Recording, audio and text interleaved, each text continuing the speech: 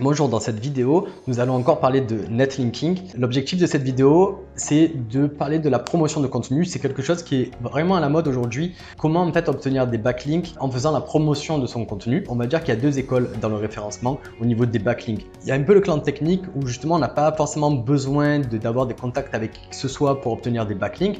Par exemple, des backlinks dans des forums de façon un peu détournée, des annuaires, pareil, on n'a pas vraiment besoin de créer une relation avec la personne. Des commentaires, même si c'est moins à la mode, quelque chose qui est plus utilisé, les domaines expirés. On va monter des domaines expirés, on a besoin de personne, on obtient les liens qu'on veut avec l'encre qu'on veut, il y a une vraie liberté. Mais il faut savoir qu'aussi la promotion de contenu a ses avantages parce qu'elle va pouvoir nous permettre d'obtenir des backlinks assez rares sur des sites assez puissants ou tout simplement de pouvoir faire de l'échange de liens ou simplement de l'achat de liens ou de l'article invité de façon assez rapide sur des domaines qui ont du potentiel, qui sont intéressants, qui ont de la puissance et qu'on ne pourrait pas obtenir avec du commentaire ou des trucs comme ça de manière détournée. Donc là, on va avoir deux méthodes. Donc le spammer, le mot est fort, vous allez comprendre pourquoi j'ai utilisé ce mot, et le créateur de réseau. Commençons par le spammer. Alors encore une fois, comme j'ai dit en introduction, le mot spam est vraiment fort. C'est pas dans le sens où on va récupérer des grosses bases de mails sur internet et on va envoyer des mails ultra généralistes à n'importe qui. Il y a quand même une certaine segmentation à faire, mais c'était du spam plutôt dans le sens où on va éliminer, en tout cas au début, le maximum de personnalisation possible afin de gagner le plus de temps possible. Comment est-ce qu'on va utiliser cette façon de faire pour obtenir des liens? C'est très simple, on va pouvoir l'utiliser pour de l'article invité. À part si c'est une personne avec qui sur le long terme on aimerait construire une relation, alors dans ce cas-là, attendez la seconde partie de la vidéo. On va l'utiliser aussi pour de l'échange de liens, direct ou triangulaire. On va l'utiliser aussi pour de l'achat de liens et de l'achat de sites, pour faire un lien vers votre site principal et améliorer votre positionnement. Ici, je vais prendre l'exemple qui m'est arrivé quand j'ai démarré le cold mailing. Alors même si ça n'a pas un rapport direct avec l'obtention de liens, on va voir que la logique est la même. Pourquoi dépersonnaliser, pourquoi utiliser cette méthode peut vraiment vous apporter des résultats. Je vais prendre l'exemple quand j'ai voulu prospecter par mail. Comprenez que dans tous les cas, on parle de cold mailing, c'est-à-dire des mails qu'on envoie à des personnes qu'on ne connaît pas. Que ce soit pour obtenir une signature client, obtenir un lien. Obtenir un lien, ça sera forcément plus facile qu'une signature client, mais en tout cas, la démarche au début sera exactement la même. Alors moi, il faut savoir que je me suis intéressé à cette méthode parce qu'au moment où je me suis intéressé, je voulais développer une nouvelle compétence liée au cold mailing. Et j'ai fait comme tout le monde, en fait, je suis allé sur Google et j'ai fait plusieurs recherches pour justement savoir comment gérer le cold mailing. Et en fait, la méthode miracle, c'est de personnaliser à fond ces mails. Je comprends 100% le principe et je n'irai pas le dénigrer parce que j'ai pas assez poussé pour me permettre de dire ce qui marche et ce qui ne marche pas. Par contre, j'ai fait un test d'1 mois où justement j'envoyais 25 à 50 mails par jour, donc c'était vraiment variable. J'avais un template de mail, j'avais fait relire à plusieurs personnes afin d'avoir des différents avis. C'est un template avec plusieurs variables. Pour chaque personne, je passais 2 minutes maximum sur chaque mail afin de les personnaliser, que la personne sente que c'est à elle que je lui ai envoyé et que c'était pas un spam. Alors j'ai peut-être pas été régulier. J'ai dit 25-50, mais je sais pas si j'étais régulier à l'envoyer tous les jours. Par contre, voilà, j'ai quand même envoyé plus de 200 ou 300 mails comme ça. Et donc, je me suis rendu compte qu'en fait, j'avais un taux d'ouverture énorme pour moi. Je connais pas les statistiques, etc. Mais de mon point de vue, j'étais satisfait en tout cas. Mais par contre, au-delà du taux d'ouverture, j'avais très peu de retours. Donc en fait, j'avais juste été capable de créer de la curiosité, mais pas de l'intérêt. Et là, déjà, je me suis dit passer tout ce temps sur personnalisation pour très peu de retours et j'étais assez dégoûté. C'est là où je me suis rappelé quand j'étais en agence de référencement. On recevait parfois des mails ultra généralistes pour de l'échange de liens par exemple et qu'en fait quand on était intéressé on répondait, même si le mail il était généraliste, si on avait un intérêt on répondait. Et c'est justement ça l'avantage du spam comme je l'avais en tête, c'est-à-dire du fait d'envoyer des mails pas personnalisés mais au plus grand nombre possible qui pourraient nous intéresser. En faisant ça, on va pouvoir capter les personnes ayant un intérêt. Et c'est ce que j'ai fait derrière. Alors, j'ai fait des erreurs, comme on va le voir dans les inconvénients. Je vais vous en parler juste après. J'ai scrappé tous les mails et j'ai envoyé un mail de promotion. Celui-là qui était nul, généraliste mais nul avec le recul.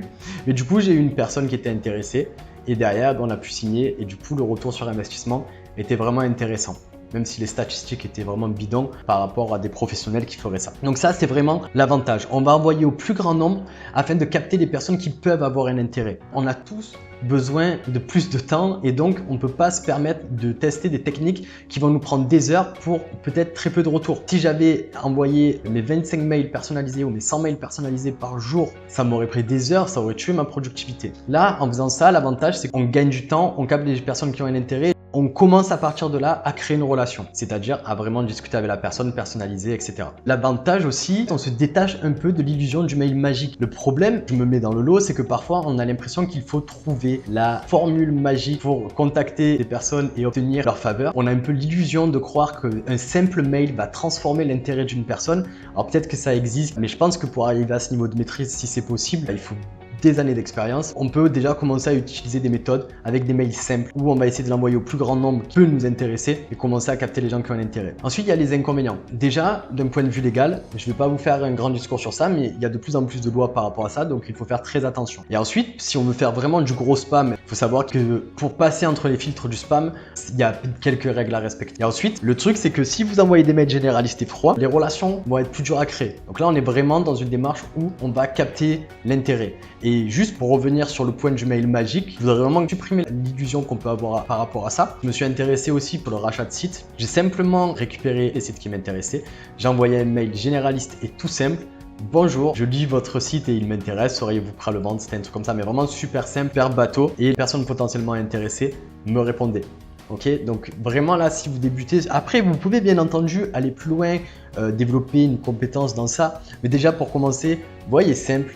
Et vous allez voir que vous allez potentiellement avoir des retours. Ensuite, on va voir le fait de créer un réseau. On commence à voir un peu plus loin que la création de backlink, mais je trouvais ça vraiment intéressant. Moi, c'est vraiment ce qui m'intéresse de plus en plus. Pas créer un réseau, si ça doit se faire, ça va se faire naturellement. Mais c'est de construire des relations en essayant d'apporter de la valeur. Là, l'objectif, c'est d'essayer de voir sur le long terme. Donc, l'avantage en fait du créer un réseau, c'est qu'on peut obtenir ce qu'on n'obtiendrait pas normalement.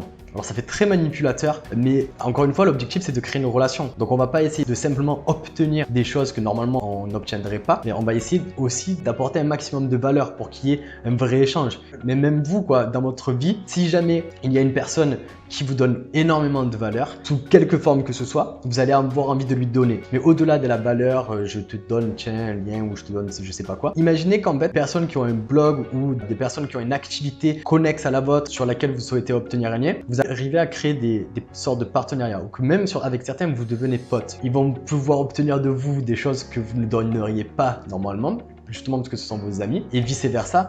Donc demander un lien sur un site, etc., ça deviendra bateau. Même si encore une fois, on va pas construire une relation juste pour obtenir un lien, ça serait vraiment bizarre. Et ensuite, l'avantage, c'est justement, c'est un apport de valeur sur le long terme. Si on peut créer un réseau avec des personnes qu'on considère de valeur et avec qui on peut leur apporter de la valeur, c'est super intéressant. Ça peut vous faire grandir bien plus que ce que vous pensez et encore une fois, bien plus qu'un simple backlink. Les inconvénients, c'est que ça prend beaucoup de temps. On est en train de parler d'apporter de la valeur. La valeur, généralement, quand on veut vraiment construire une relation, ça va vraiment prendre du temps. Même si naturellement vous devenez pote, une relation amicale, ça prend du temps. Une relation professionnelle, ça prend du temps.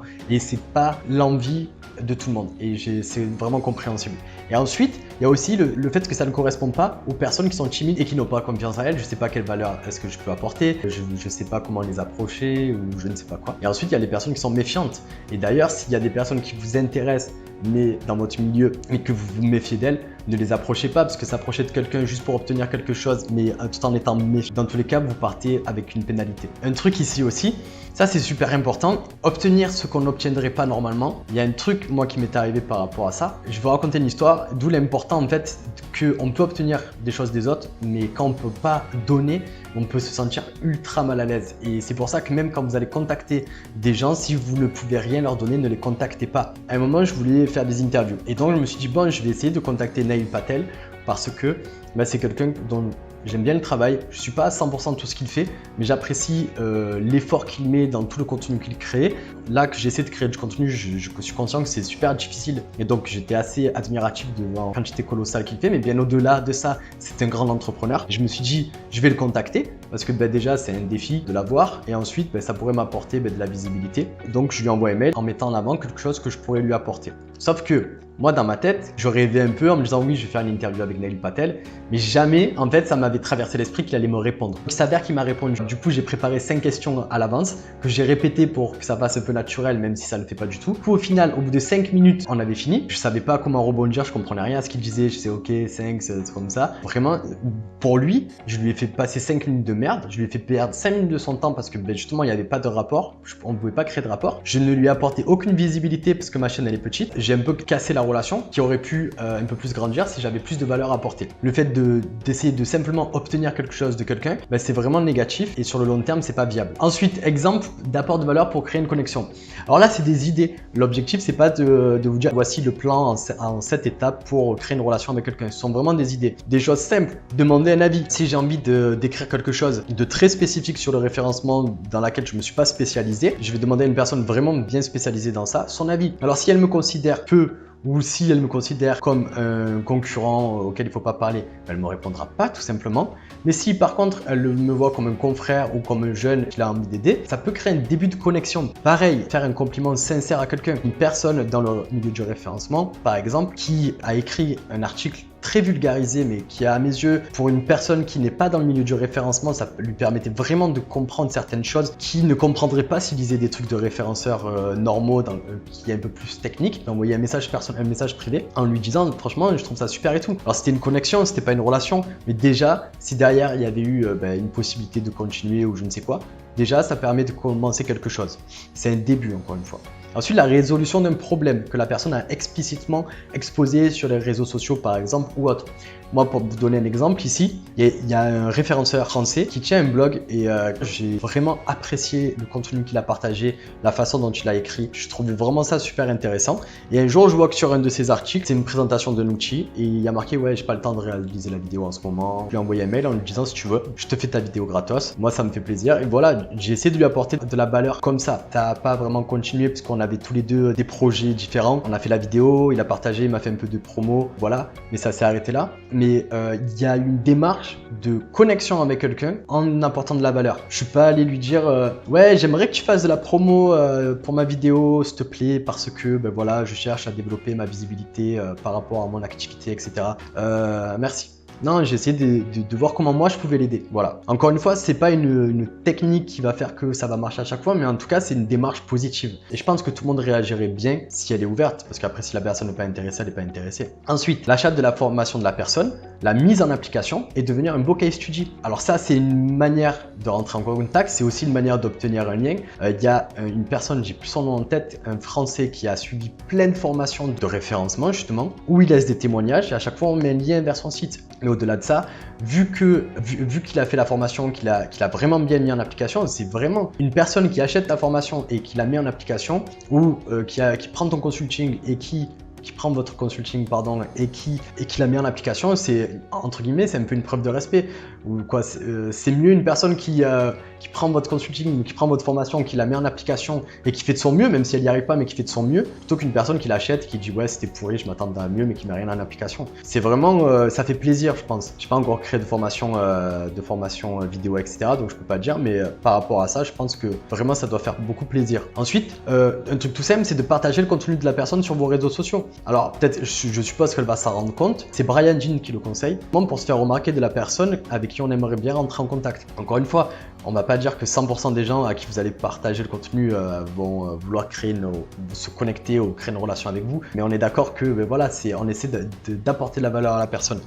Et ensuite, créer un contenu de qualité pour la personne, que ce soit une infographie, une étude statistique. Alors l'infographie, du coup je reste sur Brian Jean parce qu'en ce moment je suis beaucoup ce qu'il fait. À un moment, ce qu'il faisait, c'est qu'il faisait des infographies généralistes que tout le monde pouvait récupérer et du coup il obtenait un lien, mais du coup il apportait de la valeur parce qu'il faut la faire l'infographie. Ou carrément, parfois, ce qu'il faisait, c'est qu'il faisait une infographie pour un site spécifique. Et donc ça, c'est quand même super intéressant, c'est un grand apport de valeur. Donc voilà. Et ensuite, des études statistiques. Imaginons que vous, dans votre domaine, vous ayez accès à des bases de données ou des datas auxquelles pas forcément tout le monde y a accès, ou tout simplement qu'en fait, vous avez les idées pour ordonner les datas que vous avez pour en créer une statistique attrayante et que les gens pourraient partager. Et là, pour reprendre un exemple d'une grosse startup, je ne sais même plus si c'est une startup aujourd'hui, mais c'est une boîte qui est en pleine expansion, qui s'appelle ManoMano.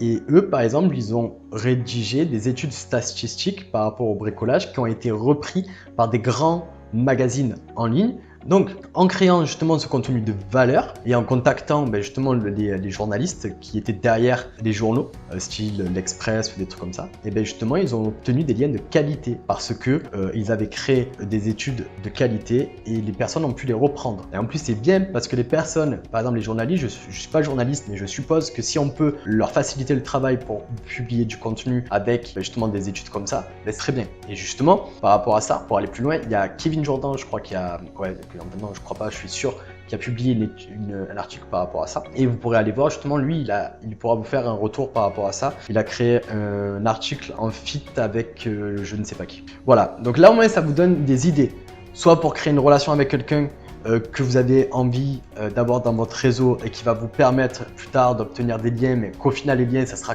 qu'une petite chose parmi plein d'opportunités que cette nouvelle relation dans votre vie va vous apporter, ou vous avez des exemples où vous allez pouvoir obtenir des liens plus rapidement comme l'achat d'une formation avec le case study et les témoignages, la création d'infographies, d'études statistiques, etc. Si cette vidéo vous a intéressé, je vous encourage à liker. Dans tous les cas, sachez que cette vidéo est couplée à un article qui est sur mon site. Le lien est dans la description et vous allez pouvoir retrouver des détails que je n'ai pas forcément mis en vidéo et ça va vous permettre de vous donner de nouvelles idées. À bientôt.